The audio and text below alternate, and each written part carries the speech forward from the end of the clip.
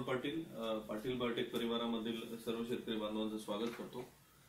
मित्रांनो, खरीप मध्ये पावसाच्या कमी जास्त प्रमाणामुळे बऱ्याच ठिकाणी खरीपातील क्षेत्र पेरल्यानंतर एकतर मोड आलेला आहे किंवा पिकं आता जवळपास बऱ्याच ठिकाणी करपलेली आहेत, काही ठिकाणी उगवणच झाली नाही, त्यामुळे बऱ्यापैकी क्षेत्र महाराष्ट्रामध्ये खाली आहे।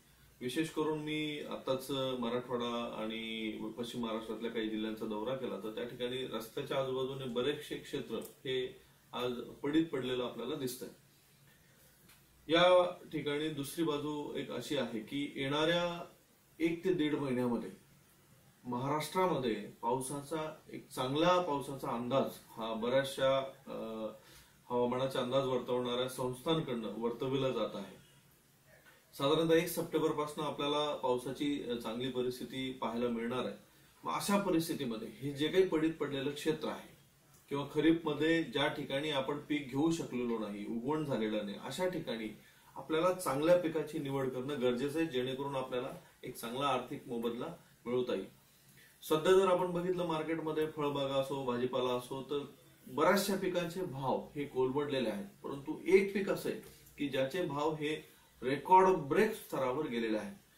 नुकतंच 8-10 दिवसापूर्वी कांद्याचे भाव कोल्हापूरमध्ये 7,000 रुपये क्विंटलने कांदा विकला गेला आणि मी ह्याच पिकाविषयी या ठिकाणी फोकस करणार आहे। मित्रांनो, सगळ्यात आधी आपण हे समजून घेतलं पाहिजे की बऱ्याचशा शेतकऱ्यांची ही मानसिकता आहे की आता कांद्याला भाव आहेत, पण आपण जर कांदा लावला आणि जेव्हा आपला कांदा मार्केटमध्ये येईल त्यावेळेस भाव हे कोसळतील। याच्या मागे थोडंसं सायंटिफिक रिझन आहे, ते आपण जाणून घ्यायला पाहिजे। कांदा हा साधारणतः 3 हंगामामध्ये महाराष्ट्रामध्ये घेतला जातो, त्यातल्या त्यात पावसाळी हंगाम हा बऱ्यापैकी कमी असतो आणि उन्हाळी हंगाम तर फारच कमी असतो। सगळ्यात महत्वाचा आहे रब्बी हंगाम।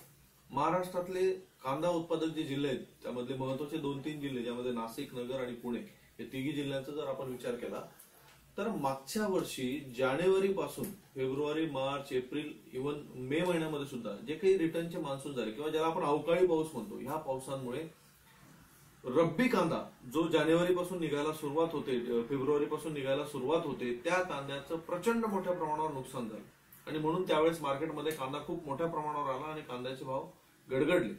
तो कांदा साठवणुकीमध्ये टिकणार नव्हता, म्हणून लोकांनी त्याच वेळेस मार्केटमध्ये काढला आणि ज्या लोकांना साठवता आला त्याचं प्रमाण अतिशय अत्यल्प होतं आणि त्याचमुळे जो स्टोरेज केलेला कांदा जुलै नंतर मार्केटमध्ये येतो, तो ह्या वर्षी कांदा आलाच नाही किंवा आला तर त्याचं प्रमाण अतिशय कमी होतं।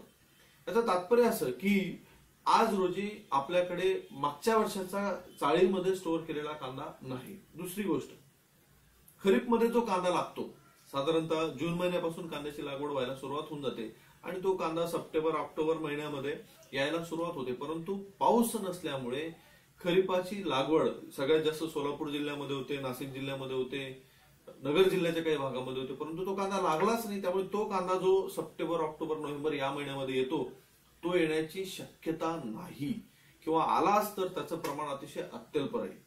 एकंदरीत या दोन्ही गोष्टींचा जर तुम्ही विचार केला की मागच्या वर्षाचा कांदा जो स्टोअर केलेला असतो तो यायला कुठलीही चान्सेस नाहीयेत, या वर्षी खरीप हंगामामध्ये लागलेला कांदा जो सप्टेंबर, ऑक्टोबर, नोव्हेंबर नंतर मार्केटमध्ये येतो, तो येण्याचे चान्सेस नाहीयेत। म्हणजे डिसेंबर, जानेवारी पर्यंत कांद्याचे दर 2 ते 3 हजार रुपये क्विंटलच्या आत येतील अशी शक्यता आज तरी मला जाणवत नाही।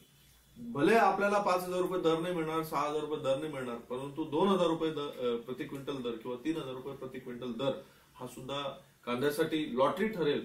आणि म्हणून मित्रांनो, माझं सर्व शेतकऱ्यांना विनंती आहे की ज्या शेतकऱ्यांकडे पाण्याची व्यवस्था असेल, ज्या शेतकऱ्याकडे वीज, पाणी या गोष्टी अवेलेबल आहेत, अशा शेतकऱ्यांनी जर ह्या पिकाकडे थोडंसं लक्ष दिलं तर येणाऱ्या 4 महिन्यामध्ये हे पीक तुम्हाला एक चांगला आर्थिक नफा देऊन जाईल आणि हे वर्ष काढण्यासाठी तुम्हाला उपयुक्त होईल।